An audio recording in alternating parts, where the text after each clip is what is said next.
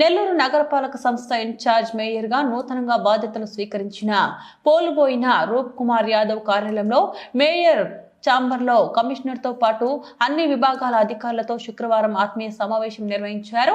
ఈ సందర్భంగా మేయర్ మాట్లాడుతూ కార్పొరేషన్ ఆదాయం పెంచేందుకు ప్రతి ఒక్క అధికారి మనస్ఫూర్తిగా కృషి చేయాలని ఆకాంక్షించారు.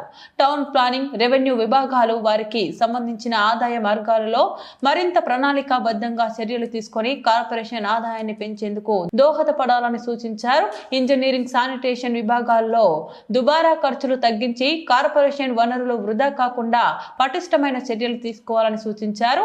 అనంతరం కమిషనర్ వైవో నందన్ మాట్లాడుతూ టౌన్ ప్లానింగ్ విభాగాల్లో LRS, BPS పరికరాల అమలు ద్వారా రాబడిని పెంచేందుకు విశేషంగా కృషి చేస్తున్నామని వివరించారు. మొండి బకాయిలకు సంబంధించిన ఆస్తి పన్నులు, తాగునీటి కుళాయి పన్నులు, ఖాళీ స్థలం పన్నులను వసూలు చేసేందుకు లోక్ అదాలత్ ద్వారా చర్యలు తీసుకుంటున్నామని వివరించారు. కార్పొరేషన్ ఆదాయాన్ని పెంచేందుకు అవసరమైన అన్ని చర్యలను పటిష్టంగా అమలు చేస్తున్నామని కమిషనర్ తెలియజేశారు.